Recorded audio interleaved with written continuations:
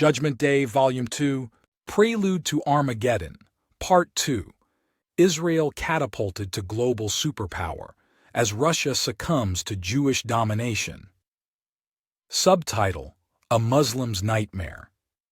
Hello everyone, welcome to episode number 4 of our series in which we are studying End Times Bible Prophecy, based upon the series we have titled the Bible Prophecy Masterclass. Today, we will continue with Part 2 of our consideration of Ezekiel 37:1-28, having to do with God's plan to revive the land of Israel and restore them as a people to be reckoned with on the world stage.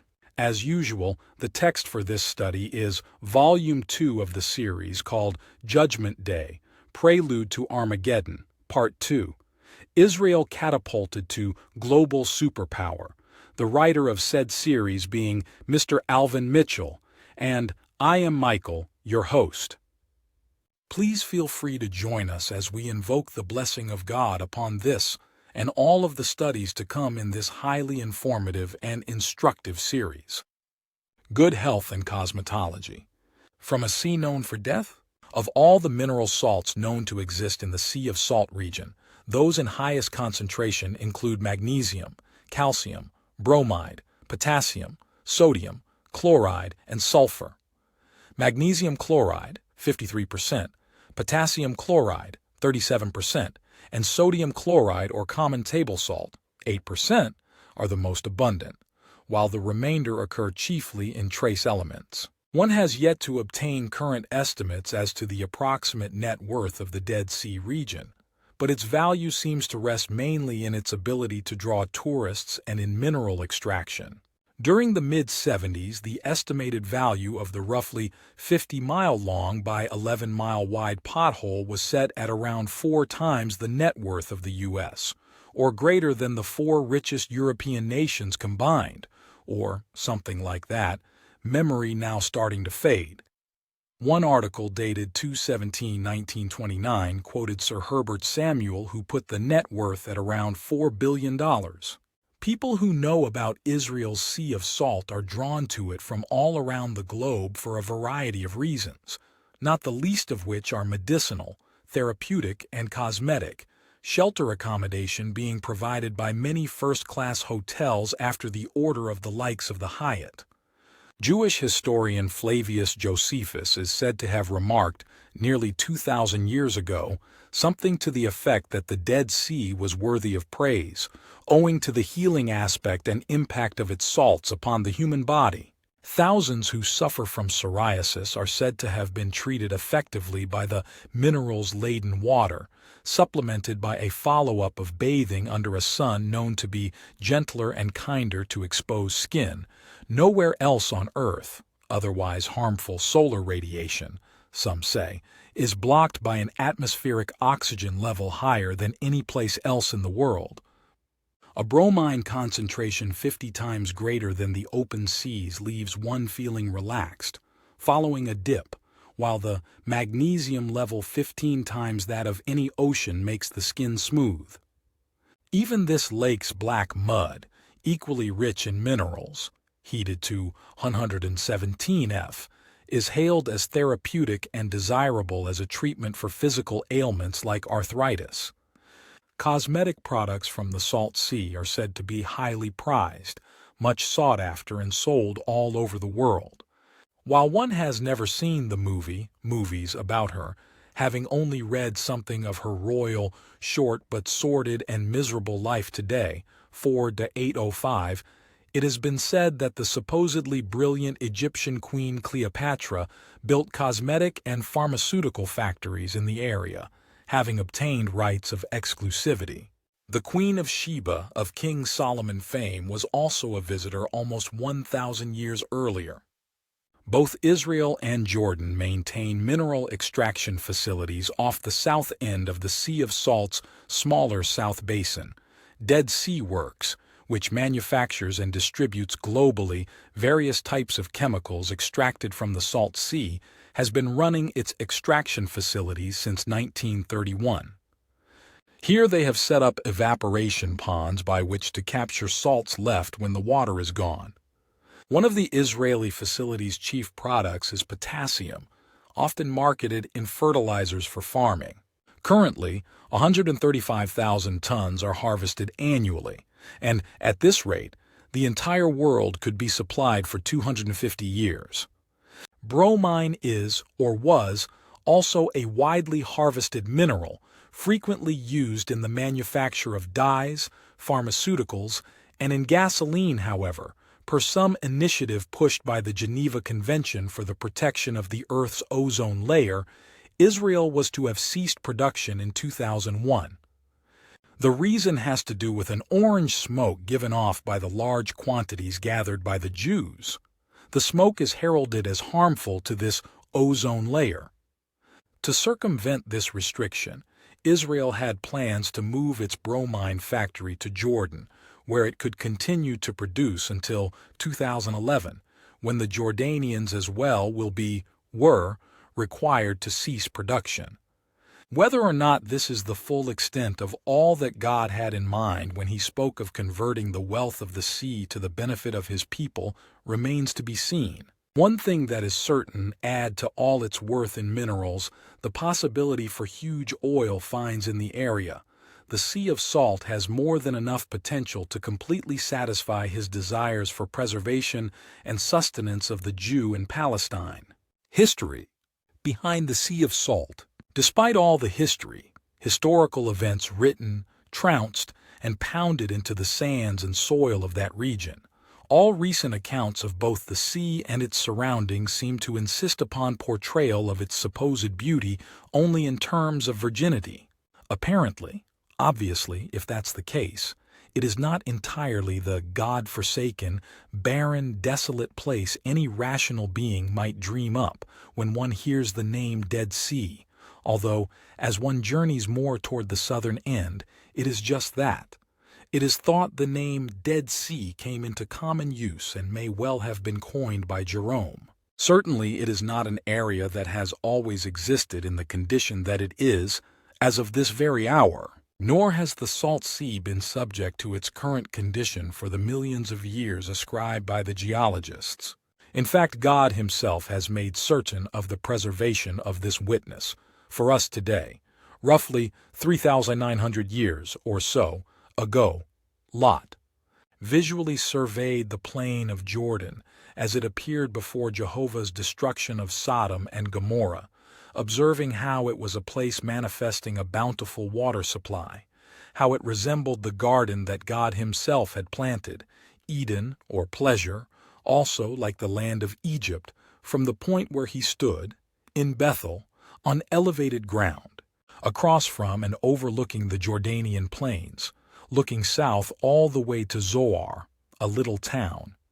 And it happened in those days that a group of dominate kings declared war on a group of rebel subject kings, the battle setting being the Vale of Siddim, which is the Salt Sea, Genesis 13:10, 14:3.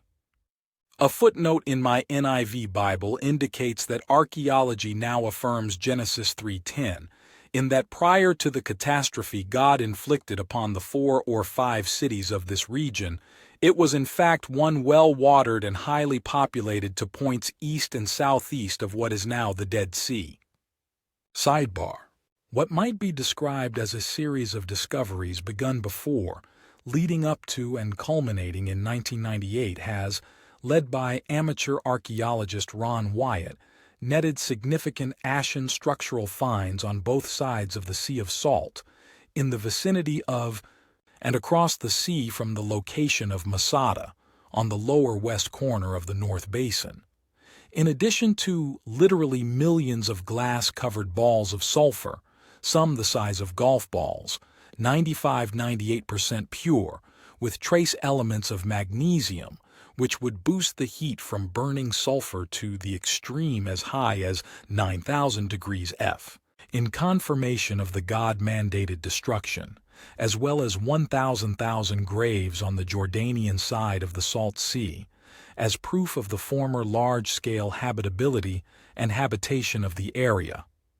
Another source points to 1.5 million burials in 3 locations in that region, with the archaeological discovery and confirmation to 5 large cities to boot, all fitting the description of the 5 cities of the plain, per the account given in Genesis 14:2.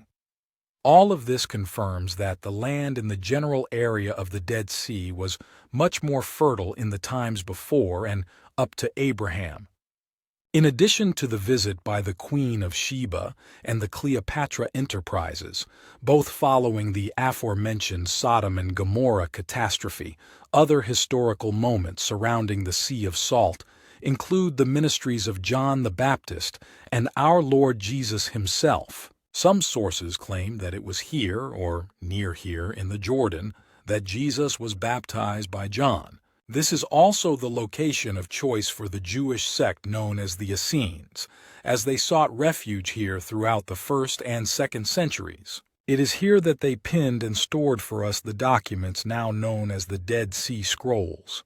King Herod was the murderous Idumean king over the Jews at the time of the birth of the Christ.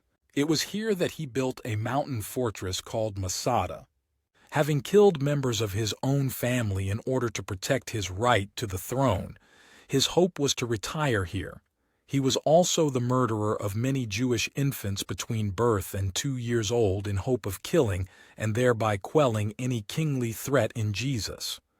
Following the death of Herod in 4 AD, Masada was captured and garrisoned by the Romans. Once the Jewish revolt went into full swing, leading to the fall of Jerusalem, the Zealots, about 1,000 Jewish extremists, who it seems might just as well have been brother to modern-day Arab extremists, took to the hills, as it were, forcing out the Romans at Masada.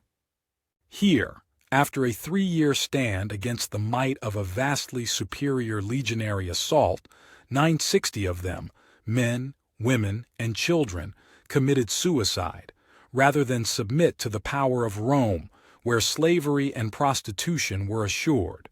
With the collapse of the Masada stronghold in 70 AD, Israel ceased to be recognized as a nation until 1948. Also, in contradistinction to geologists' preference for a high salinity lake, forming over 3 million years or so, Genesis 14:3 demands that there was no water body of this scale back of 4,000 years ago in this area. Rather, there was only the vale, a broad depression, of Siddim, flats, or a broad depressed area marked and therefore noteworthy by virtue of the flatness of its bottom. One could say this is pretty remarkable, given that the Jordan even today is capable of delivering in excess of 1 million tons of water per day directly into that lake. Only 10% of its capacity reaches the sea as we speak.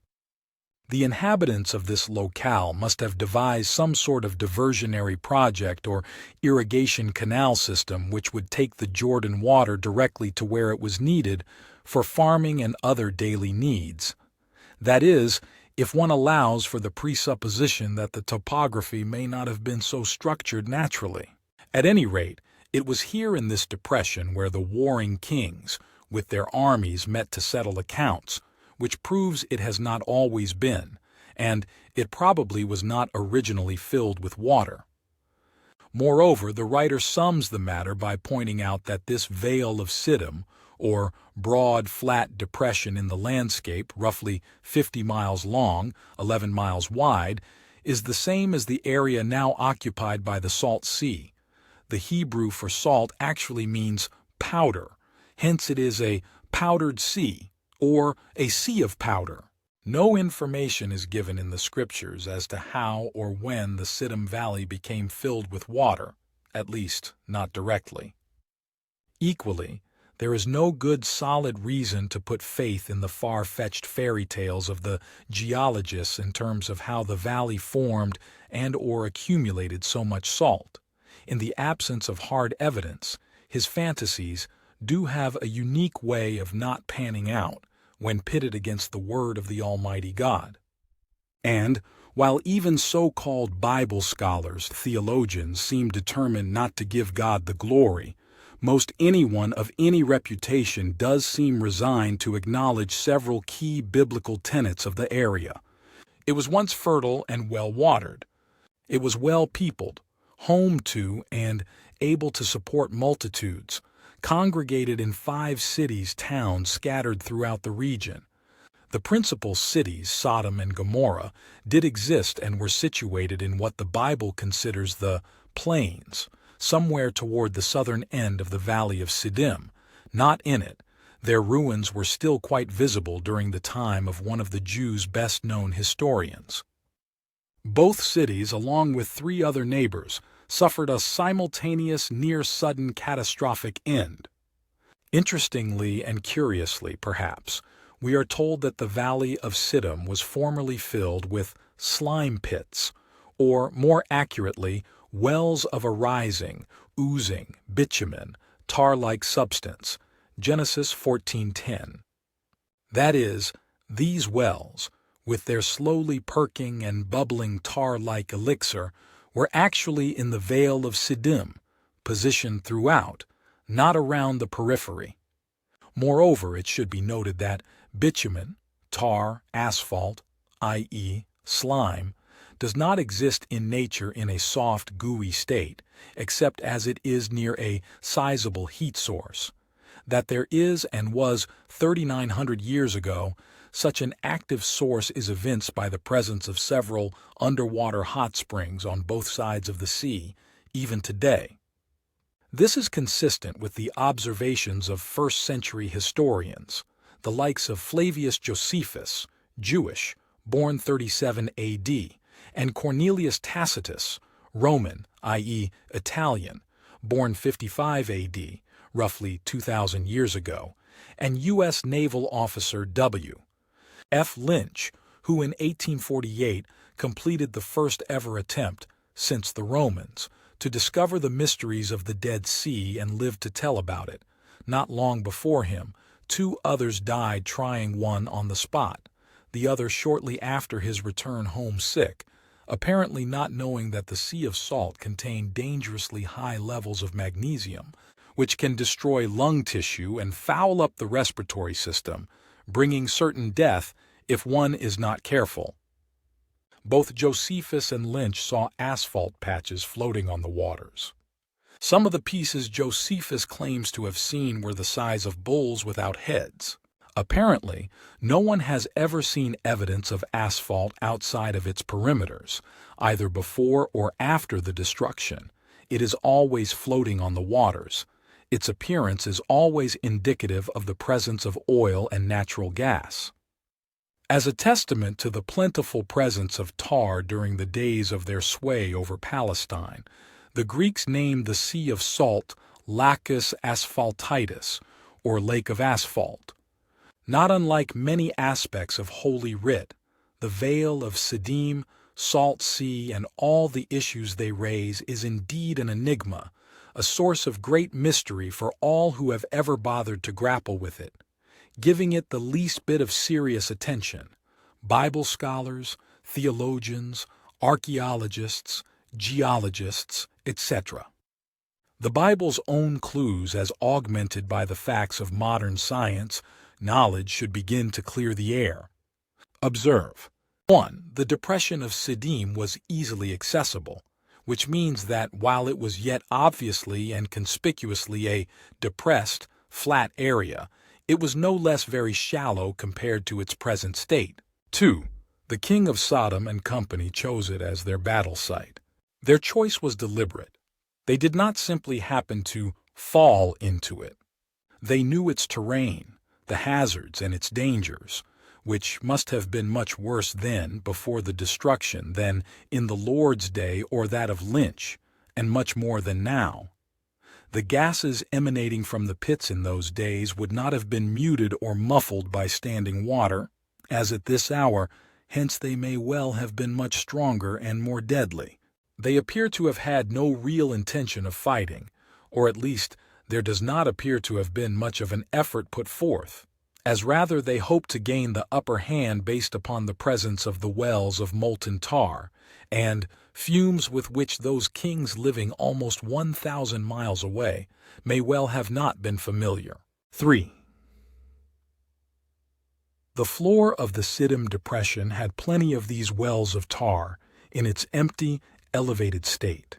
As stated above, the presence of tar or bitumen generally signifies the presence of petroleum, as well as natural gas.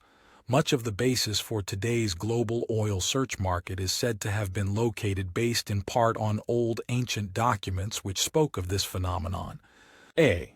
The Greeks emphasized the presence of gases thought to be poisonous, emanating from the lake during the times of their domination and occupation.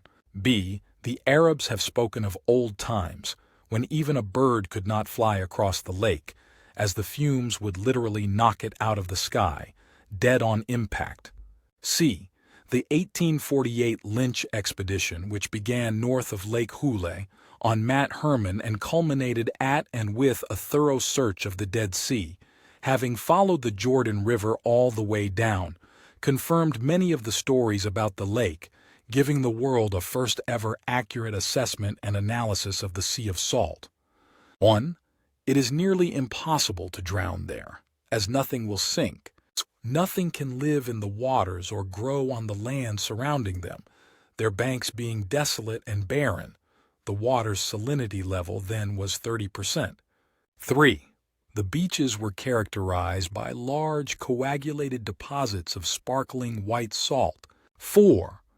The air was saturated with intense, piercing, bitter odors, smells indicating a mix of petroleum and sulfur. 5. Oily asphalt patches floated on the surface of the water. 6. The surrounding landscape was said to be forbidding in appearance.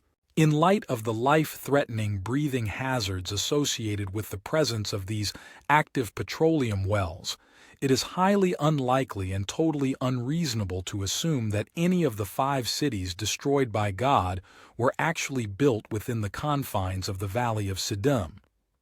Sidebar. Some scholars, having been forced by their own findings to retract their earlier claims that the cities were situated north of the Dead Sea, have yet again rejected without adequate cause the Bible's testimony, erroneously placing the cities inside the depression, preferring to believe they were flooded after the destruction. As shown earlier, the witness of Josephus and Tacitus, both voices from the past, and more recently that of Ron Wyatt, placed the cities right where God said they were, above board, in plain view, outside the depression of the tar pit-infested flats. As for the Wyatt find, one might add that as remarkable and intriguing as it is, there does appear to have been no appreciable stir in any community, be it geologist, archaeologist, historian, or Bible scholar, religionist of any genre, since Mr. Wyatt's revelation in the late 1990s. After almost 20 years, the only voice of affirmation seems to be his. One has thus far been unable to find any information in books or on the web to signify that persons of any significance have ever ventured to take his work seriously.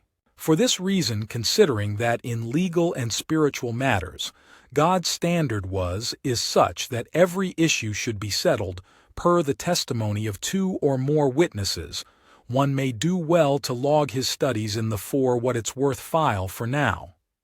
Thus, then, we conclude, based upon all that has been said to this point, that the history of the Sea of Salt includes not just a legacy in vast, lucrative mineral salt reserves, as the locale of that oceanic pothole has also been, and perhaps still is, a harbor of great underground petroleum reserves, maybe the largest in the world, as some have suggested. All now underwater, which causes one to pause as he wonders why there has been so much emphasis on drilling throughout Israel, in the Mediterranean, and even around the lake itself, but apparently none in it. Could this be the area of, for the Jews, God's concealed covert storehouse, the one filled with the buried valuables to be extracted to their benefit by the foreign hands of some secular Messiah, himself reminiscent of the Medo-Persian king Cyrus? How much oil was there originally? How much is there now? What happened to it, and why or how was it that this depression of the flats in which it is now contained came to be filled with water? See Appendix A for some thoughts on how God provided that the sea should be formed. And with that, my friends, we have reached the end of episode number 4 of the Bible Prophecy Masterclass, rooted in a reading from the book Judgment Day, Volume 2, Prelude to Armageddon, Part 2, Israel Catapulted to International Superpower, written by author Alvin Mitchell. As we depart, please make sure to smash that like button and make plans now to be with us again next time for the 5th episode of the Bible Prophecy Masterclass. Until then, may God richly bless you.